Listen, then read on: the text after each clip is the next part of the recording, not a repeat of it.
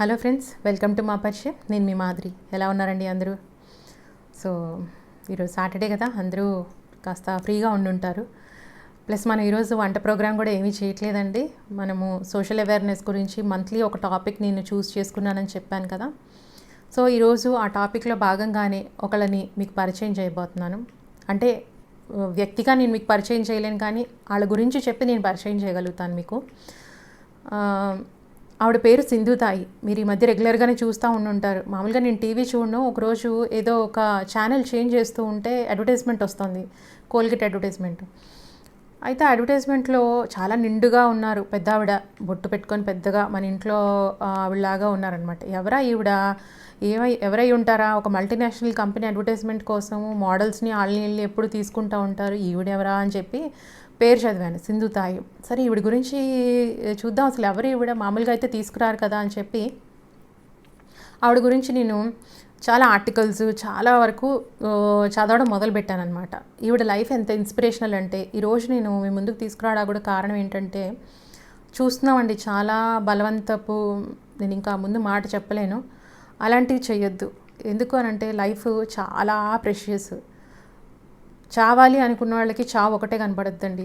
బతకాలి అని అనుకుంటారు చూసారా, వాళ్ళ కళ్ళ ముందు అన్నీ బ్రతకడానికి 1000 మార్గాలు కనపడతాయి. సో ఎవ్వరు కూడా అలాంటివి పాల్పడద్దు. ఎందుకంటే ఇలాంటి లైఫ్ లీడ్ చేసి ఎలాంటి సిచ్యువేషన్లోంచి ఈ సింధుతాయి గారు ఒక ఇన్స్పిరేషనల్గా నిలిచారు. ఆవిడ స్టోరీ నేను మీతో చెప్తాను, షేర్ చేసుకుంటాను. సో ఈవిడ ఎట్లాంటి బ్యాక్గ్రౌండ్ అంటే, ఆడపిల్ల పుట్టింది, అమ్మో మహారాష్ట్రలో పుట్టారంట ఈవిడ. ఆడపిల్ల పుట్టిందా, వడ్లగింజ వేసి చంపేసేయండి, అమ్మో ఆడపిల్ల పుట్టిందా, అబ్బో ఆడపిల్ల, అలాంటి బ్యాక్గ్రౌండ్లో పుట్టిన ఆవిడంటే ఈవిడ. ఆవిడకి చదువు అంటే ప్రాణం అంట, అసలు విపరీతమైన ఇష్టం అంటే చదువుకోవడం అంటే. అయితే 4th క్లాస్ వరకు చదువుకోగలిగారు. 10 ఇయర్స్కి ఆవిడకి పెళ్లి చేశారు, ఒక 35 ఏళ్ళు ఆయనకి ఇచ్చేసి. 35 ఏళ్ళు ఆయన కాలం గడుస్తోంది, అంతా జరుగుతోంది. అయితే ఊళ్ళో గిట్టని వాళ్ళు ఎవరో తనకి ఇప్పుడు తన తల్లి కాబోతున్నప్పుడు పుట్టే బిడ్డ నీ బిడ్డ కాదు అని చెప్పారంట ఊళ్ళో వాళ్ళు ఎవరో. సో నువ్వు ఇంట్లోంచి వెళ్ళిపోమని ఆయన పంపించేశారంట. సో ఒక పక్కన గర్భవతి, ఇంట్లోంచి వెళ్ళిపోమన్నారు. తల్లిదండ్రుల దగ్గరికి వెళ్తే, నీ భర్తకే అవసరం లేనప్పుడు మాకెందుకు నువ్వు అని పంపించేశారంట. ఆవిడకి ఏం చేయాలో తోయిక ఇక అలాగా లైఫ్ లీడ్ చేస్తూ గొడ్లచావిడిలో బిడ్డకి జన్మనిచ్చారంట. అట్లాంటప్పుడు సరే ఆకలి, ఆవిడ అనేది ఒకే మాట ఏమంటారంటే, ఆకలి వారానికి ఒకసారి ఏదో రోజుకి 3 పూట్ల ఆకలేస్తుంది, నేను లైఫ్ బతకాలి, ఎలా బతకాలి అని ఆలోచిస్తున్నప్పుడు ఆవిడకి మంచి మంచి దేవుడి పాటలు వచ్చు. ఆవిడ గొంతు ఎంత బాగుందంటే అంత బాగుంది. ఆవిడకి మంచి మంచి దేవుడి పాటలు వచ్చు. ఆ దేవుడి పాటలు ట్రైన్లో పాడుతూ డబ్బు సంపాదించుకోవడం, డబ్బు కానీ ఏదైనా తిండి కానీ సంపాదించుకొని తన బిడ్డకు పెట్టుకోవడం, తను తినడం మొదలెట్టారంట. అయితే సరే డబ్బు సంపాదించుకుంటున్నారు, కానీ ఎక్కడ ఉంటారు? షెల్టర్ లేదు ఎక్కడా కూడా. తెలుసు కదా, ఆడవాళ్ళు ఒక బిడ్డతోటి షెల్టర్ లేకుండా గడపడం అంటే చాలా కష్టం. ఎలా బతకడం అనుకుంటుంటే ఆవిడ అనుకున్నారంట, అయితే నేను వెళ్ళి శ్మశానంలో ఉంటాను, అక్కడికైతే ఎవ్వరూ రారు, వచ్చినా కూడా భయపడతారు అని శ్మశానంలో ఉండడము. బట్టలు లేవు, శ్మశానంలో చనిపోయిన వాళ్ళ బట్టలు తీసి పడేస్తారు కదా, ఆ బట్టలు తను వేసుకోవడం మొదలుపెట్టారంట. అలానే ట్రైన్లో అడుక్కుంటూ ఫుడ్ కోసము పాటలు పాడుతూ ఉన్నప్పుడు తన చుట్టుపక్కల చాలామంది పిల్లలు ఉండేవాళ్ళంట. తను తింటూ ఒక ముద్ద వాళ్ళకు కూడా పెడుతుంటే అమ్మ అమ్మ అంటూ అక్కుని చేరడం మొదలెట్టారంట ఆ పిల్లలందరూ కూడాను. అప్పుడు ఎందుకో తనకి మనసులో ఒక భావం వచ్చేసింది, ఏంటి లైఫ్, ఎందుకు నేను ఇలా బతుకుతున్నాను, నేను చచ్చిపోవచ్చు కదా అని బిడ్డను తీసుకొని చచ్చిపోవడానికి ఒకరోజు వెళ్తూ ఉంటే అక్కడ ఒక ముసలాయన చచ్చిపోతూ, నేను చచ్చిపోతున్నాను, నాకు ఒక గ్లాసు మంచినీళ్ళు పోయండి అమ్మా, నేను చచ్చిపోతాను అని అన్నారంట. అంటే సరే చచ్చిపోతూ ఒక మంచి కార్యం చేయడానికి దేవుడు నాకు అవకాశం ఇచ్చాడని ఆయనకి మంచినీళ్ళు ఇవ్వడానికి వెళ్ళారంట. అనుకోకుండా మంచినీళ్ళు తాగానే బ్రతికారంట.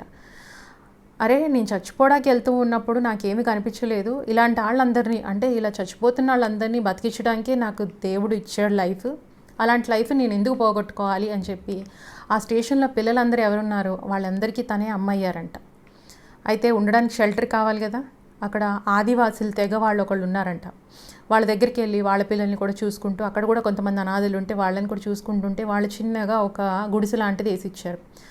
గుడిసె అయితే వేసిచ్చారు, కానీ ఫుడ్ కోసం మళ్ళీ ఆవిడ పాటలు ఆవిడ పడుతూనే ఉన్నారు. అయితే ఇప్పటి వరకు జరిగింది ఒక ఎత్తు, ఇప్పుడు జరగబోయేది ఇంకో ఎత్తు. ఏంటంటే ఆవిడకి మనసులో అనిపించిందంట, ఒక రోజు రాత్రి పడుకుంటే ఏదో ఒక రోజు నా మనసులో ఒక భావం కలుగుద్ది, తెచ్చిన ఒక ముద్దన్నంలో నా బిడ్డకి ఎక్కువ పెట్టుకొని మిగిలిన వాళ్ళకి కొంచెం పెట్టాలని. సో ఇది కాదు, అప్పుడు నేను మంచి తల్లిని కాను అని చెప్పేసి ఆ బిడ్డని వేరే వాళ్ళు పెంచుతాము అంటే పిల్లల్ని పెంచడానికి, పిల్లల్ని హక్కును చేర్చుకోవడానికి కొంతమంది ముందుకు వస్తూ ఉంటారు కదా, వాళ్ళకి తన బిడ్డని ఇచ్చేసి ఈ పిల్లని తను చూసుకోవడం మొదలెట్టిందంటే అసలు ఇంకా చెప్పండి ఎవరు చేయగలుగుతారు అట్లాంటిది. సో తన ఆడపిల్ల, తనకు పుట్టిన ఆడపిల్లని సో వేరే వాళ్ళకి ఇచ్చేసేసి తను ఈ పిల్లలందరినీ చూసుకోవడం మొదలుపెట్టింది. ఈ పిల్లల్ని ఎట్లా అంటే తను వాళ్ళ కాళ్ళ మీద వాళ్ళు నిలబడే వరకు కూడా వాళ్ళని పెంచడం మొదలెట్టింది. ఎట్లా ఆవిడ చదివించిన వాళ్ళలో కొంతమంది డాక్టర్లు, కొంతమంది ఇంజనీర్లు, లాయర్లు, ప్రొఫెసర్లు ఇంత ఉన్నారు. సో వీటన్నిటికీ ఎలా డబ్బులు వచ్చింది ఏంటి అంటే ఈవిడికి మంచి వాక్చాతుర్యం ఉంది. చాలా 2000 ఇయర్లో సాహిత్య సమ్మేళనాన్ని మనకి యూఎస్లో జరుగుతుంది కదా, ఆ సాహిత్య సమ్మేళనం యూఎస్లో జరిగేదానికి ఇండియా వైపు నుంచి ఈవిడిని పిలిచారు. ఒక 4th క్లాస్ చదువుకున్న ఆవిడ భర్త కాదు పొమ్మన్నారు, తల్లిదండ్రులు పొమ్మన్నారు, శ్మశానంలో లైఫ్ లీడ్ చేశారు, అడుక్కున్నారు. అట్లాంటి ఒక ఆవిడని ఒక యుఎస్ గవర్నమెంట్ సాహిత్య సమ్మేళనకి మీరు స్పీచ్ ఇవ్వండి అని పిలిచే స్టేజ్కి వెళ్ళారు అంటే అదేమంత ఈజీ కాదు కదండి. ఆవిడ స్పీచెస్ యూత్కి ఇన్స్పిరేషనల్గా, మీరు బ్రతుకు దేవుడిచ్చింది బ్రతకడానికి, చావడానికి కాదు అని అర్థం వచ్చేటట్టుగా ప్రతి ఒక్క స్పీచ్ ఆవిడది ఉంటుంది. ఆవిడ స్పీచెస్ చెప్పించుకోవడానికి ఎక్కడెక్కడి నుంచో చాలామంది ఆవిడని పిలవడం మొదలుపెట్టారనమాట. అట్లా పిలుస్తూ ప్లస్ ఈ పిల్లలు, పెద్దయిన పిల్లలు, చదువుకున్న పిల్లలు ఉన్నారు కదా, వాళ్ళు సహాయం చేస్తూ, చాలా ఎన్జిఓస్ సహాయం చేస్తూ ఈ రోజున ఆవిడ దగ్గర కొన్ని వేల మంది పిల్లలకి తల్లయ్యారు ఆవిడ. అయితే ఇంత జరుగుతూ ఉన్నప్పుడు భర్తకి జ్ఞానోదయం అయిందండి. వచ్చాడంట భర్త, వచ్చి తప్పైపోయింది, నేను కూడా ఉంటాను నీతో అని అంటే, నన్ను క్షమించు, నేను భార్యని కాదు, ఇప్పుడు నేను పిల్లలకి తల్లిని, నువ్వు కూడా ఆ పిల్లల్లో ఒక పిల్లాడిగానో పిల్లగానో ఉంటాను అంటే నేను నిన్ను తల్లిగా ఆహ్వానిస్తాను కానీ భర్తగా నిన్ను ఆహ్వానించలేను అని అంటే భర్త అలాగే వచ్చి తనతో పాటు ఒక హెల్ప్ చేస్తూ తనతో పాటు ఉండిపోయారంట. సో ఇది నేను మీతో షేర్ చేసుకుందాం అనుకున్న సింధు తాయి గారి స్టోరీ. ఎంత ఇన్స్పిరేషనల్గా ఉందండి చెప్పండి. చనిపోదాము ఎందుకు లైఫ్ అనుకున్నప్పుడు ఆలోచనకి లేదు నేను బ్రతకాలి అనుకున్నప్పుడు లైఫ్కి ఎంత డిఫరెన్స్ ఉంటుంది చెప్పండి. ఏదన్నా కానీ తప్పు చేయబోతున్నప్పుడు ఎప్పుడన్నా ప్రతి ఒక్క మనిషిలో ప్రతి ఒక్క టైంలో ఏదో ఒక టైం అండి అందరికీ ఉంటుంది, అందరిలో వస్తుంది ఆ ఆలోచన అన్నది కంపల్సరీగా. సో ఆలోచన వచ్చినప్పుడు ఒక్క 10 నిమిషాలు గట్టిగా ఆలోచించండి, మంచి గురించి ఆలోచించండి, ఒక ఇన్స్పిరేషనల్ స్టోరీ గురించి ఆలోచించండి.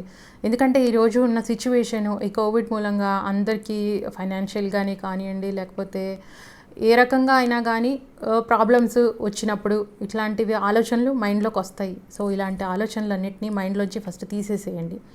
ఎప్పుడు ఆక్యుపైడ్గా ఉండండి. ప్లస్ ఎప్పుడు కూడా సెల్ఫ్ సింపతి అంటారు కదా, అంటే మన మీద మనకి అయ్యో నాకే ఎందుకు వచ్చింది, అయ్యో నేనేనా, ఎందుకు నాకే ఎందుకు అన్నది, ప్లస్ వేరే వాళ్ళు మనం చూసి అయ్యో అయ్యో అని అంటారు చూసారా, అసలు అది వేరే వాళ్ళు మనం చూసి ఆ మాట అనే పరిస్థితిలో మనం ఎప్పుడూ ఉండకూడదు. ఎందుకనంటే ఒక చిన్న పిల్ల పడిపోయారనుకోండి, మనం నువ్వు బ్రేవ్ లెగు అస్సలు నీకు దెబ్బ తగలేదు, నీకు అసలు కొంచెం కూడా భయం ఉండదు, అది ఇది అంటాం. అప్పుడు ఆ పిల్ల లేసేదానికి ఆ బాబు కానీ పాప కానీ ఎంత ఎనర్జెటిక్గా మళ్ళీ లేవడానికి ఎంత ఇదిగా ఉంటారు.